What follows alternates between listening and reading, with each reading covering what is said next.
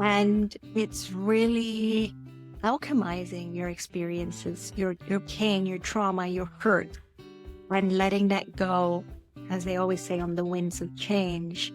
And when you release that, you get so much more clarity within yourself when you learn to trust yourself, because we don't trust ourselves. Mm-hmm. And we listen to the opinions of others and what they think about us, but it isn't about them. It's about you and how you feel about yourself. And everything you seek is already inside of you.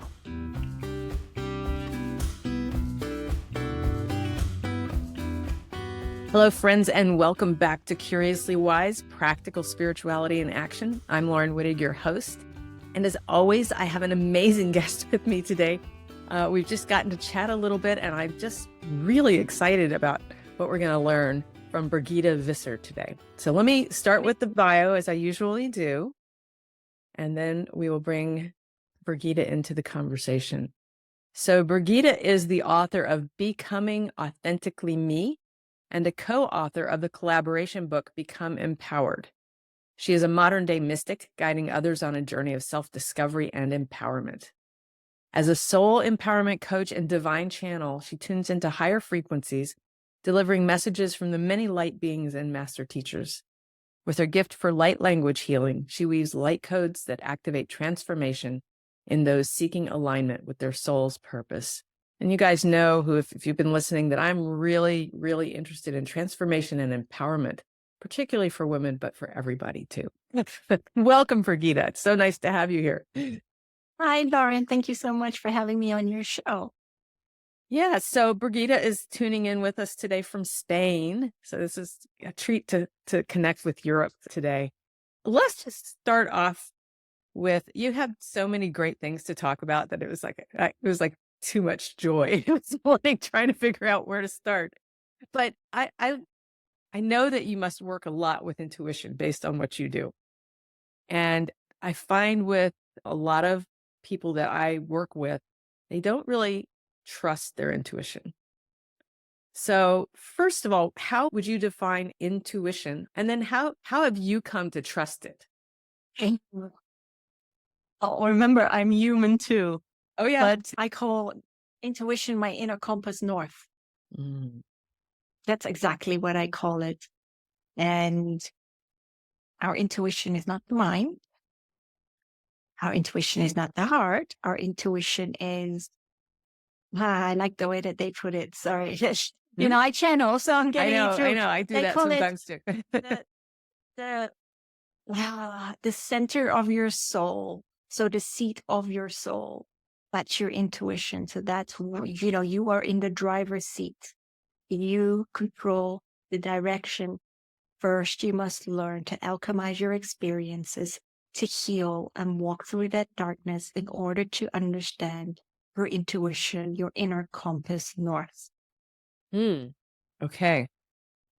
So then how can people, because I know you work with a lot of clients too, how can they learn to first of all, to hear it and then to trust it? It's awareness, isn't it? Mm-hmm. So when we come to Earth, I mean, we're still that pure unconditional love, but we grow up and we're so socially conditioned that we have deviated from our own awareness, our own consciousness.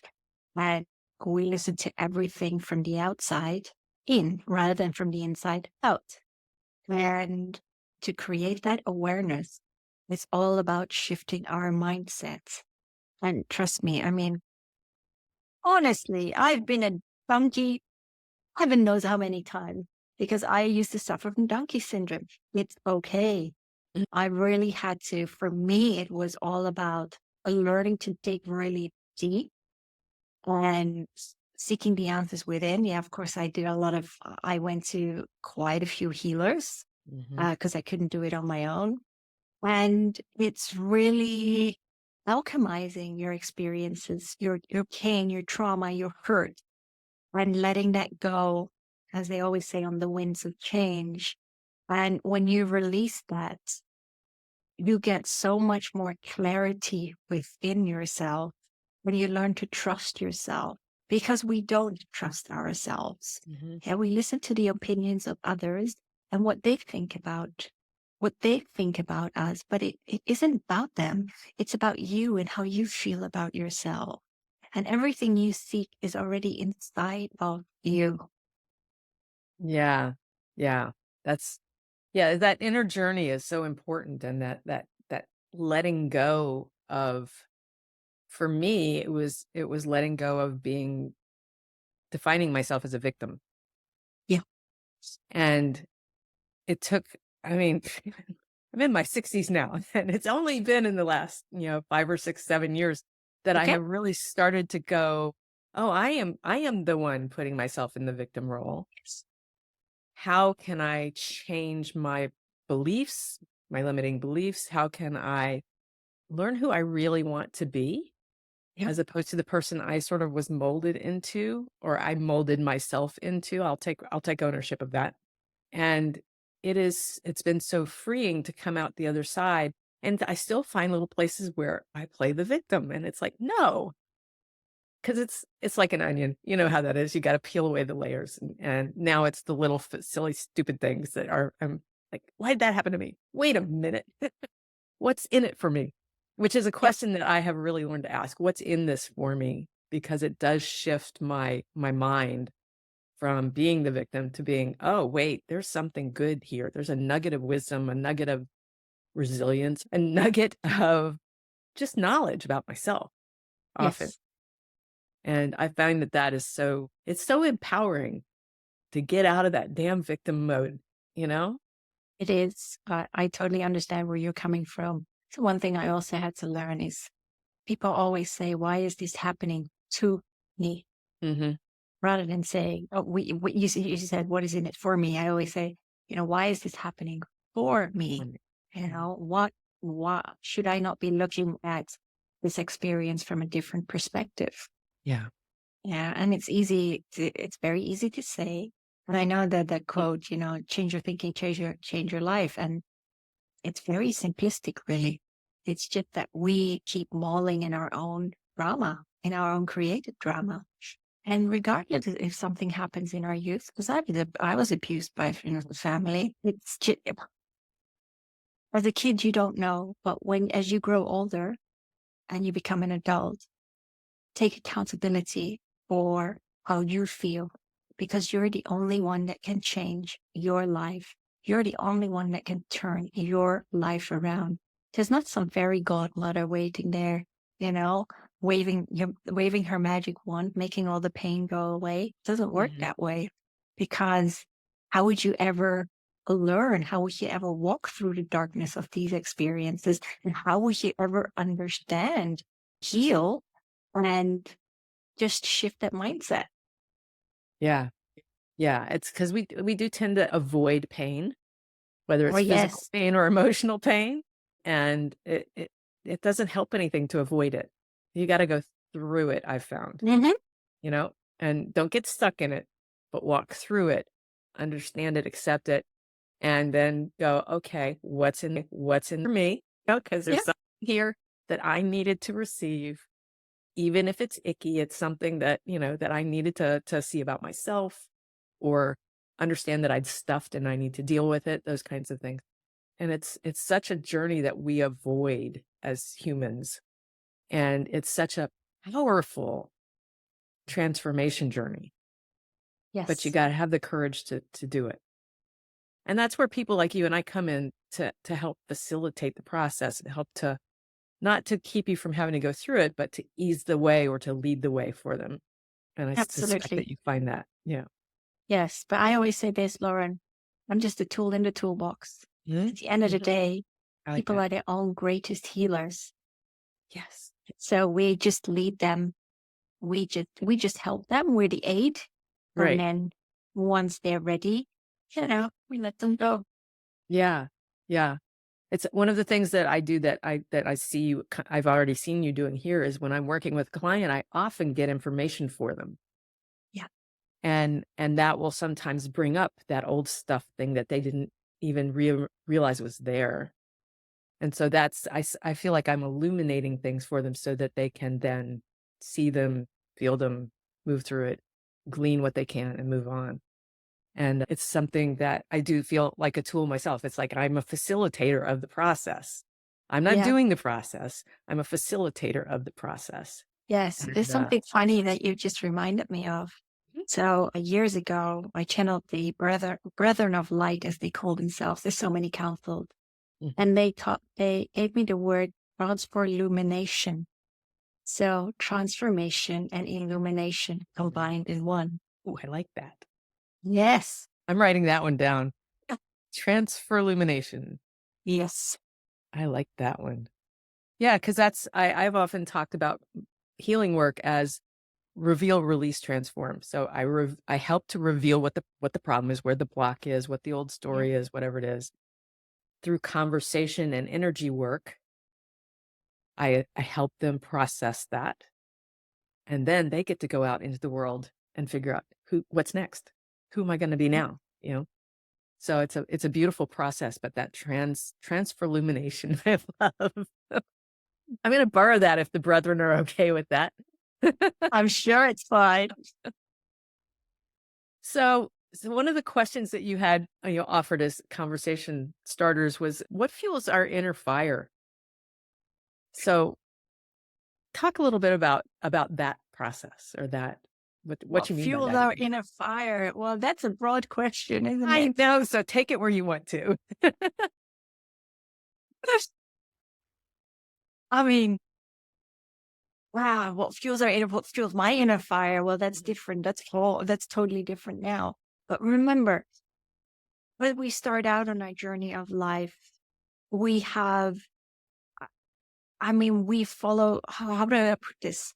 We follow certain pathways or experiences, if you like, but it doesn't matter what fuels your inner fire. It's whatever you are drawn to. And never let people tell you otherwise. I was always a little, how do I put it? A little standalone, little loner. I was a bit of a quirky kid, a weirdo, tall and lanky, so I never really fit in. And that was really, really hard for me. But it took me many years to figure out what really, sparked my interest and what really got me going. And it wasn't a straightforward path. It really wasn't. I've moved more times than my age, and I'm 50 in June. And yeah, it's really a journey to figure out where your passion lies and what you love doing. For some people, it comes when they're younger. Yeah. That's great. For some people, it comes later, but it doesn't matter. It's your journey. It's your road. It's your pathway. Yeah. And I know for me, I have to give myself permission not to expect it to be a straight line, because I'm like, okay, I'm here and I want to go there. That's what I'm really passionate about. So I'm just going to, never happens that way. It never happens that way. And there's always these detours, these things I need to learn, these people I need to meet, these places I need to go, these things I need to learn about myself. And so it's never, ever been a straight line for me when I go, oh, that's my new passion. That's the other thing for me, is I have to allow myself to let go of one passion when I get sparked by another one. That's okay. Yeah, it is. But it's when you've been working hard towards one goal and you get it and you go, as I did, well, that was great. I'm done with that now. What's next? The people around me go, wait, you were just like earning good money from that stuff. Why are you not doing more of that? I don't feel like it anymore. So it's and that's okay. Yeah. Yeah. I think it's something maybe not my generation, but the generation before me, my parents' generation, was like, you got a job and that's what you did your whole life. Yes. You didn't do this bouncing around that we do now. I think it's very freeing, the bouncing around that's happening now, because you do get to try lots of new things and see what you like and what you don't like, what you'll put up with and what you won't put up with. And I just would encourage the listeners to honor that intuition, that, oh, I'm done with this now. Ooh, that looks really cool. Let me go check that out. And just honor the intuition that it's not going to lead you astray. It may lead you away, but not astray. Yeah, and that's why I work a lot with the Ascended Master Saint Germain. I love him because he's very zany. Yeah, he's crazy. Love him. He has such a wicked sense of humor. Yep. And he always says, life is like a buffet. You have to try everything.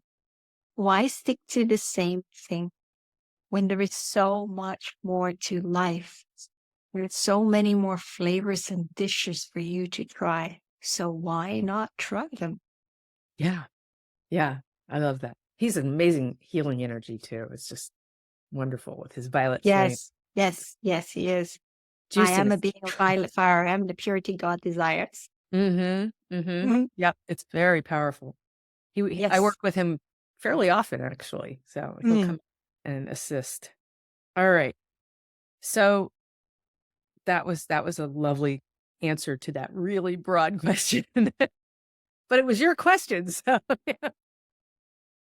I mean, but you know what, Lauren, I'm still trying to figure out life, but right Mhm. now my passion is writing, Mm. inspiring people, empowering people to understand that there is more to life and, that everyone can live a fulfilled life if they decide to, jump their hurdles, release the pain that they are desperately holding on to, but it's not serving them. Like I said, it's just society that has been created a certain way, designed a certain way that we've become so lost. Mhm. Even though I'm saying that, many people are awakening now, which is beautiful to see.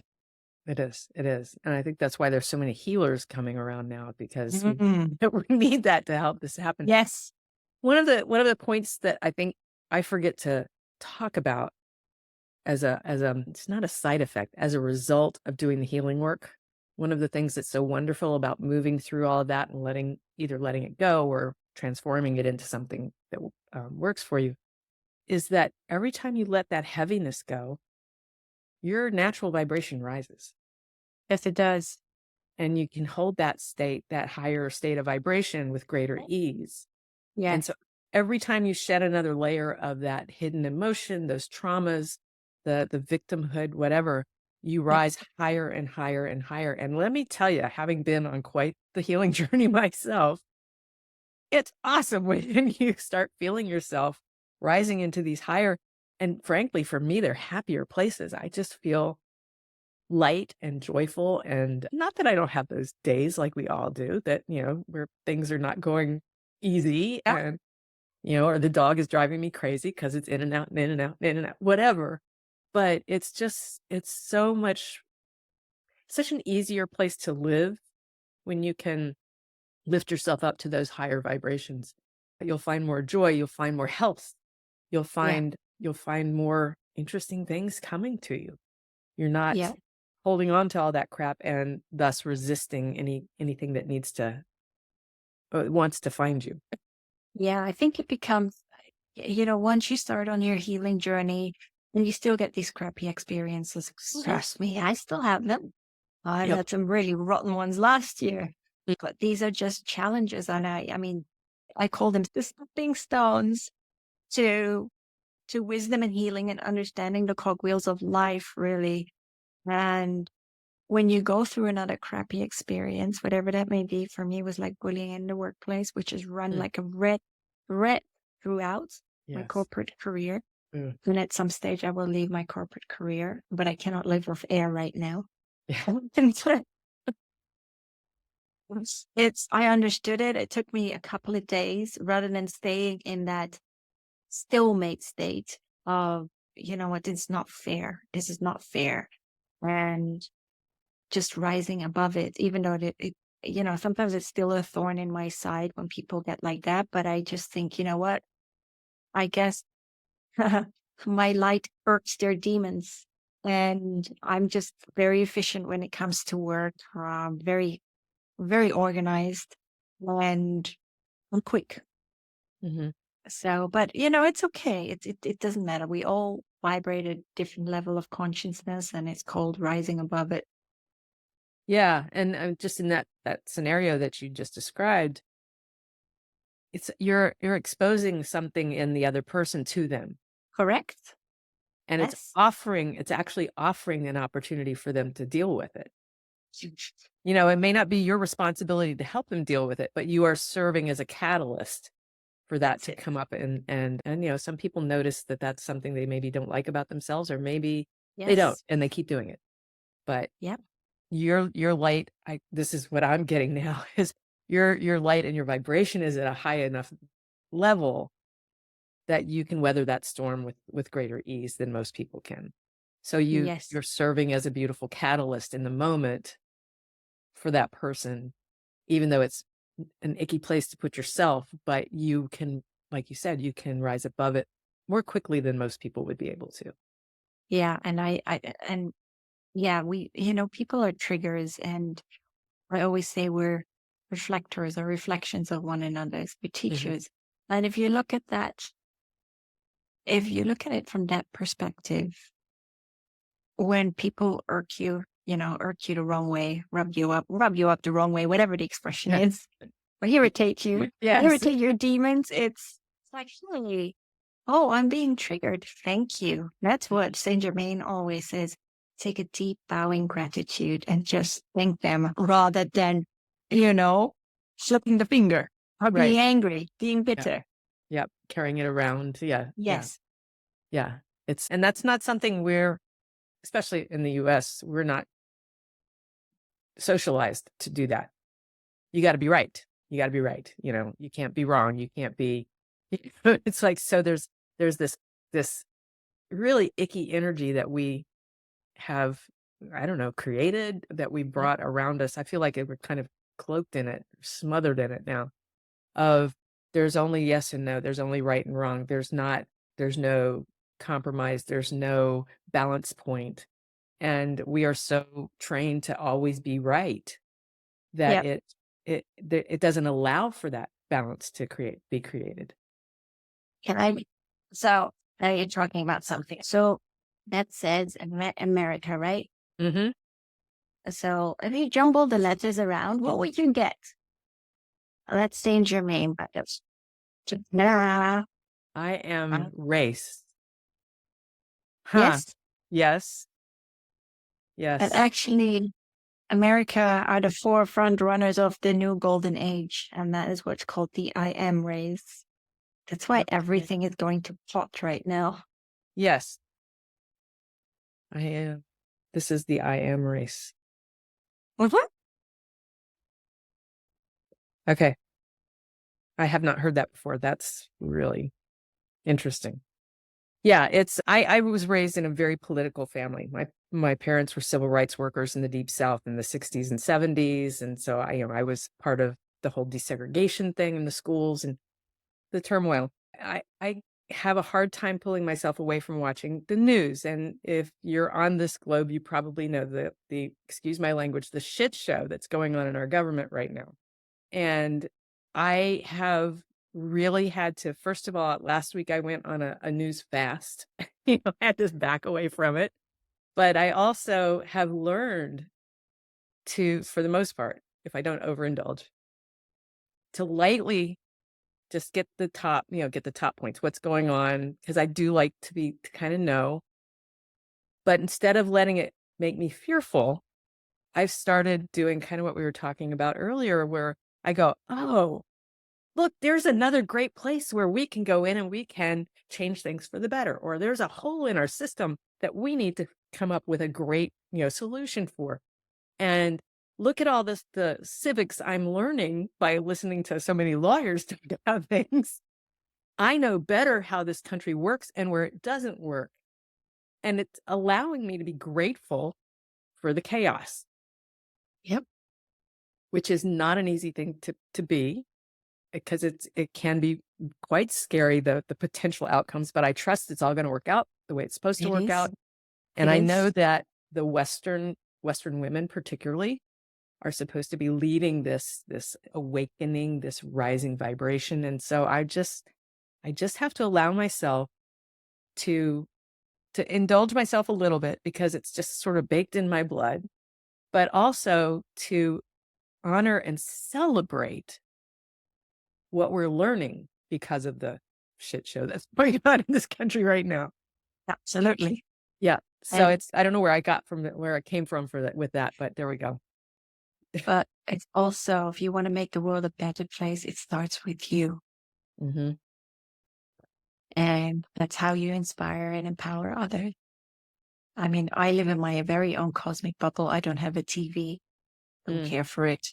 Oh, the media is just an illusion. A lot of it is an illusion. Unless you listen to other folks. I mean, I get my information from up there. First and foremost, yes. I mean, I know I'm exactly where I need to be right now. And that's just the truth of the matter. We are exactly where we are meant to be right now. And if you get a nudge to move, then follow that nudge. And again, that's the intuition. Yeah, if you get a nudge, you follow the sign, because trust me, your guides are signposting everywhere. It's just that we often walk around with blinkers and they cheer you on from the sidelines, and they keep cheering you on and you're just ignoring them because you can't see them. Right, right. So how about we take a little turn and talk about guides? Because it's one of my Yes. passions. It changed my entire life once I learned to communicate with my guides. So you obviously have guides that you're working with. How have Yep. they come to you? How, maybe there's a story there you want to share about how one or more have come to you. And how do you work with them consciously? So even when I was a little kid, I had this really funny story. I had this teacher with me. He had like this really what do you call it? Like a flower pot haircut. Oh, And she had these glasses on, but it was really weird because it was like I was attached to like a silver cord, and she used to always talk to me. Cannot remember the conversations because I was like 6 years old. yeah. Then I kind of like forgot about it. And there was one song that I used to love. I used to play it over and over and over on my record player in the 1980s. I remember this. It was, what's the song called? Was it John Evangelis? Somehow I'll Find My Way Home. Ooh. And I kept listening to that song over and over again. I could never get bored of it. Huh. I'm gonna have to go look that one up. Yeah, I was, I was still a little kid. But as I got older, I went through a lot of trauma. I was bullied in high school. I was super skinny because I threw my food out. I was a pro at starving myself. Ooh. And and to control that, the only thing that I could control was by working nonstop. And, we all go through trauma. I mean, I lost my dad when I was 14 in 1988. And so I was glad when school was over. So I had my stint in the modeling industry, but I was assaulted there too. I had my stint with drugs, nearly killed myself. I rolled into dysfunctional, relationships or toxic relationships. But I asked for this because that's exactly what I vibed out. But then I think, when I signed my soul contract up there before incarnating, I must have been off my rocker because I signed up for every shit for trauma. Yeah. I often say we don't remember when we're in pure spirit form how hard it is to be in human form. Because I think we really do. I know I have signed up for way more than I should have. Now I have learned I have learned so much, and it's been very powerful lessons. And I say, thank you. Thank you for that. I don't want to do that again. No, precisely. And I know they had to kick me into my mother's womb to be born because I didn't want to go. But they said, but actually you're needed. The knowledge is needed. Well, I thought that was great. No, but so they picked me. No, I mean it's only been like since the last couple of years, and ever since I've been channeling. That came in 2016, about 2016. And I had to go through a lot of other trauma for that in order to go to a workshop. And it was really funny at that time because I was in Florida and I had just come out of a very dysfunctional relationship. The guy would not relent, would not leave me alone. And I had to pay his bills. I had to get him food. He was depressed. He had a reckless, and he just was living under the radar. I had to try and find him a job, and I was working 7 days a week. And I sold my home to get away from him, bought another place, which was a money pit anyway. And made a loss on it, but hey ho. I just wanted to prove that. I wanted to prove myself because I felt like such an immense failure. And I think that has been throughout my life. For many, many years, I felt like an immense failure. And I think I compared myself to people that had bought a home and were married, had kids, had a 9 to 5 job, and I was just bumbling around the Mm. world, just working wherever I went. But that in itself is the school of life. And that carries far more weight than just going to college or just school in itself. In Atlantean times, life was different. People became apprentices or they were schooled according to what they would become. So if it was working with herbs, they would start at a young age. They Mhm. wanted to become a priest or priestess. That's what, that's what they would become. So it was very, very different in those times. But yeah, my guides, I've had many, but one of them is I work a lot like with the Ascended Master Saint Germain and Archangel Michael. My guide, yeah, I mean, there's family around me. My dad is there. He does a lot of work on the other side. Yeah. And yeah, but I work a lot with the Ascended, like Archangel Michael as well. So when I have to go and do the work up there, he just grabs me. And I kind of can't even explain that to you. I mean, he doesn't have angel wings to me because, he's a star seed. Very tall though, full of, and his sword I can't even describe that to you. When he slices through something, you just see all the light and the light codes coming off it. Mm. It's really, really beautiful. But then I also work with the Palladians and the Syrians, or as I call them, the aquatic star seeds, because there's so many of them.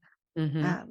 So yeah, for my guides, I do have a Native American Indian with me. I think he's moved on now. Our guides are ever changing, Yeah. ever changing Yep. as we evolve. Yeah. And that's the beauty. That's the beauty of it. And recently I was working with the Indian deity Hanuman. Now, he works very closely with Archangel Michael. Sometimes I feel that they are of the same aspect. Mm. It's like when you have the Ascended Master Saint Germain, right? He was Merlin. And so Merlin is an aspect of the Ascended Master Saint Germain. And the beauty about Merlin is, yeah, amazing. He was an alchemist. That's great. But he was often drunk off his face. And people don't realize that. I mean, he was Columbus, and Columbus was a murderous villain. Mm-hmm. Mm-hmm. Yep. Yep. Sort of the good and the bad. Yes, but we've lived good and bad. We've Yep. lived on the side, and so have I. So have I. So yes. Mm-hmm. Mm-hmm. But yeah, it's great to just connect with them and, get there. And anybody can connect with them. It's not like just you and I. But if you really just sit and take a couple of deep breaths in and just sit with your notepad and a pen and just say to the universe and say to your guides, I'm ready to receive. And people say, yeah, but how? But my mind, my mind, how do I know it's not me that's writing it? Because you put your mind aside. So it's like if I give you a word, divine, just write whatever you get. Don't even think about it. Mm-hmm. Or get a card. And if you get whichever archangel with it, whichever deity, whichever ascended master, just ask them if they have a message to convey to you. Yeah, don't Google it, just ask them and it will come. Mm-hmm. Mm-hmm. And That's you've how got I to practice. That's how I first started connecting with him. It's because I think partly because being a writer, I can write and I would allow stories or characters to come through me. But I started with, I'm here. What would you like me to know? And then I just Yes. wrote what came, and I just did it for a couple of minutes, not very long. But what I love about the writing aspect of that is that when you are done receiving, you can look at it, and I guarantee you that the answer will not sound like you. Correct. It will have its own tone, its own voice, its own rhythm, its own for me, it's usually more formal than I would speak, not like archaically so, but just a little bit more formal, little different word choices. I love the metaphors I get because they're never what I would have thought of. And that's also where you go, wow, that's awesome. I never would have thought of that. But I find it so valuable because you can look at it and see that answer did not come from you. It came through you, but it did not come from you. And it's So, also very healing. I mean, when I first started out, it was a healing journey for me. And when I took the class with Olania Starhawk, who was my mentor for a while, she's an Akashic record healer, so she walked me through some of my past lives to let that go, to let a lot go. And it's incredible how the energy changed between my ex in Florida and me, because he poisoned me in another lifetime, and that's why in this lifetime, when I met him, I suffered from immense stomach issues. I was skin over bones, couldn't hold anything in. oh gosh. And that was because he poisoned me. And that was something she didn't know. It was very, very interesting. It was in the Middle Ages. Mm-hmm. And he just wanted to climb the social ladder. He was a charlatan. So under the guise of saying, he would take care of me, he poisoned me over the course of several months. But that was that lifetime. Right. But it was interesting because in this course, everyone was sitting in a circle and I was just sitting on the side and on a pillow. And we did a meditation and she counted from 1, 2, 3. I was gone. And then she counted back from 3, 2, 1. Half an hour later, and I was back. And everybody got these messages and they saw their guides and colors. And I saw nothing. Absolutely zilch. I was really upset at that point. I was really upset. And that's when she gave the exercise I just said with the notepad and the pen. And that's what I did when I got home. And I think, my mind was so far gone that I just did it. And it just came out in old prose, old English. Mm-hmm. Mm-hmm. And so I was like, oh my God, I'm really good at something. And I taught Reiki and I did a lot of other courses, but it's just something that blew me away.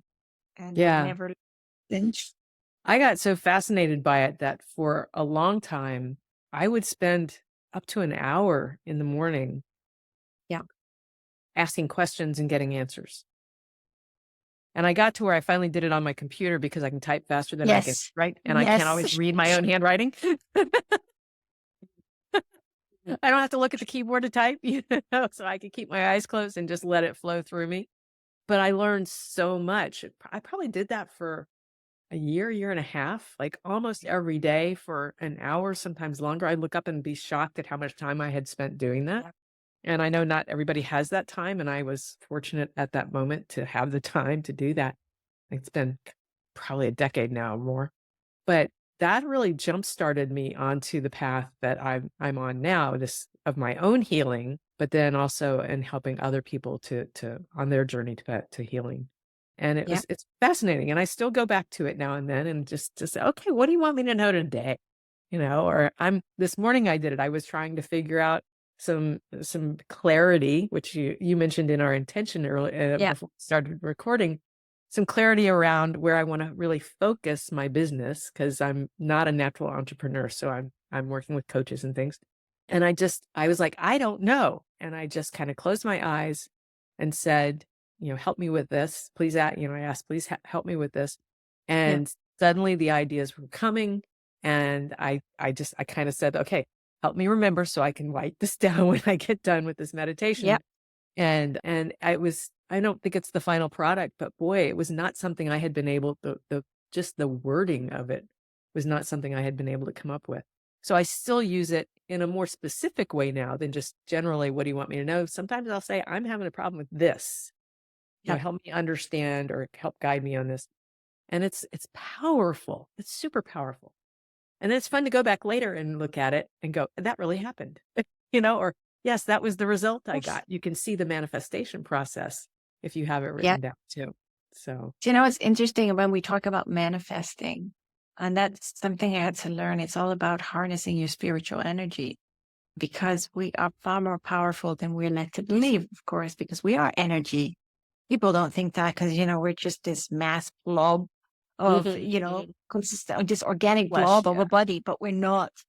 And Yeah. the manifesting Not till we is know. all about envisioning that you have already reached your goal. Yeah, envisioning that and then taking the steps towards it. But it's also creating or making sure that you are grounded. And we're not always grounded because we're not present within our body, and we're not present in the moment. And so we're always looking towards the future, or, look back in the past. And Not right here, right now. yeah, and so it's really about grounding ourselves. And when I say grounding, it's really envisioning that the root coming out of your that's funny. The roots coming out of your root chakra, which is at the base of your spine, or just a beam of light, and just curling that around the center of the earth. So going through all the layers and then curling around the center of the earth, and just imagine that there's a beautiful big glowing diamond there, and just anchoring yourself and letting that light come back up through your root chakra and allowing it to expand throughout you and within your energy field. And it takes 15 seconds to envision that. But that's when you're really present within yourself and within the moment. And that's when you can start to create. And we often forget that. Yes. I do too. I do too sometimes. Yeah. I do. No, I do too. I'm human. I'm human. I teach people to ground themselves using a very, that exact kind of thing. And then I forget to do it for myself. But what I have found over the years, because I have practiced it for so long, is that when I find I'm not grounded, I can just I put my feet on the ground, and then I just this fast, I can reconnect and be ready to go. So it's one of those things that took me like a 15-minute meditation, to activate early on. And now it's like, oh yeah, I need to just access that. I'm one of those that likes living in the higher vibrations so much that look what I did. For those who aren't looking at this, I just set off the fireworks on Zoom. I really like living at the higher vibrations. That was a nice little bit of serendipity there. So I do have that. When I first started working with the healers, it was all about getting me back in my body. Yeah. And I'm better at staying in my body now, but it's not a perfect, experience. And it probably never will be, because I really love playing in those higher vibes, and I just kind of lift out of my body, But it is something that gets easier with practice, and it is valuable. It's super valuable. So I agree that that's something we need to be more cognizant of, I think. Yes. Yeah. Yes. So tell the readers about your books, because you have one of them's coming out. Is it today or tomorrow? No, one came out last week. Oh, last week. Okay. Last week. Yes. So the other one came out in the very end of the summer in 2022. That one's called Becoming Authentically Me. I always get people telling me, well, it's a little bit advanced, but it's really encoded with healing. How did you do that? Like, well, I didn't, I was told to write it. I was told to sit down and write it. I just started a new job. I said, how do you expect me to do that? Not their problem, is it? You're going to do the work. You've got to do it. So it was many late nights. And yeah, that book is it's in two parts. The first part is really about the shift in consciousness and why, oh gosh, I go back to the Atlantean times, the Anunnaki. I go back to even Lemuria. I touch on Lemuria, talk about the Second World War, why it actually happened and what went on there, even though it's like a little piece of the puzzle. And many people carry different pieces of the puzzle. I always say it doesn't matter, what I've written in my book is not gospel. If it resonates with you, great. If not, then just put it to the side. Yeah. But yeah, so I wrote about the COVID governments and everything, and it wasn't me because it was all channeled. These were questions that I asked. And some of it was serious, but they have like I said, they all have a wicked sense of humor. And the Ascended Master Todd is a bit more serious, but Anubis is hilarious. quite into geometry and stuff like that. Mhm. Yeah. So, and then I talk about the fact that there is no death. It's very, I mean, we are eternal. It's our body that just gets worn down. And that's it. But when we cross over as souls, the living are grieving over us, whereas the soul itself is actually graduating and is happy and is joyous that it's graduated from this lifetime. And so they say, celebrate that soul rather than remaining in that period of grieving, because some people will grieve forever. Yeah. And Yeah. life passes you by. And the second part of my book is very much about my life and all the trauma that I've overcome. So I talk about addiction, about depression, mental health. I talk about many of my past lives, who I am, where I'm from, because, we're all starseeds. We're all from somewhere. Mm-hmm. We're all creators. We're all manifestors, as I call it. And it's very much infused with the humorous channeled messages of the many masters. And they always say, as Saint Germain always says, take life with a pinch of salt. Mm-hmm. Yeah. Yeah. I do love the humor that my guides bring to my life. It's Yes. cracks me up. It's just, and usually they come in with the humor when I'm like grumpy, Yeah. or when I'm Yes. with a client who needs to have their vibration lifted with laughter. They'll come in with something funny that I pass along, and then we're all giggling about it. So Yep. it is. I know. I have a friend who would often experience Jesus during meditation, but she was like in awe, as a lot of people would be when they see Jesus. And one time she asked him if she could sit at his feet and learn, and he said, "No, but you can sit beside me." And for her, that was like a revelation that he wasn't above her. He was just another, you know, representation of everything that is, Yes. that had some wisdom he could share with her, that kind of thing. And it is interesting to see, or to learn and experience, that they really aren't like, the heavenly angels sitting up there very solemn chanting or whatever.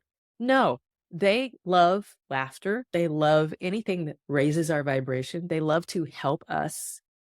We have to ask because we have free will, but they are truly light, as in not heavy beings, All and right. as well as being light as in glowing beings. See, And they just bring mhm, lightness to everything. Yeah. they do. It's funny because, I mean, Lord Sananda, I call him Lord, he's Lord Sananda. I mean, Jesus was an aspect of him, when he incarnated, it wasn't his last lifetime. He became a Greek philosopher. Apollo, was it Apollo? Blah, blah, blah, blah, Apollo of Tijuana, something like that. I can't remember. It's in my book, actually, but that was his last incarnation. But it's funny you mentioned it with Lord Sananda, because, I mean, as Jesus Christ, people worshipped him. He didn't want to be worshipped. Mhm. He just taught unconditional love. Yep. And that was the message.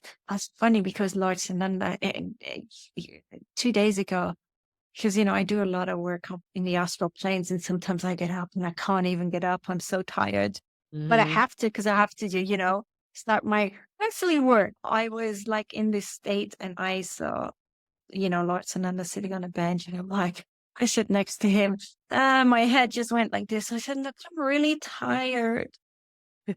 So Yeah. yeah, I yeah. mean, we will be in that form when we leave the bodies. We've been in that form before. So there's no hierarchy. We No, there isn't. as humans, Absolutely we not. try to apply a hierarchy, but there really is no hierarchy. It's all part of the same universal Yes, energy. So, I totally agree with you. Totally agree with you. all right. I think this is a good place for us to stop. I think that's a really lovely message to leave the listeners with. So let them know. Well, actually, let me ask you one more question, because I keep forgetting to do this. But is there anything that you wanted to bring forth, or that your guides want you to bring forth, that we haven't touched on yet? Sorry, just saying something really funny. Just saying, like, sometimes life is like a raspberry. And what you do with raspberries, right? Always look at the funny side of life. It's not like the bright side of life. Yes, that too. But saying always look at the funny side of life, because life is an experiment to experience. And you are the creator of all of your experiences.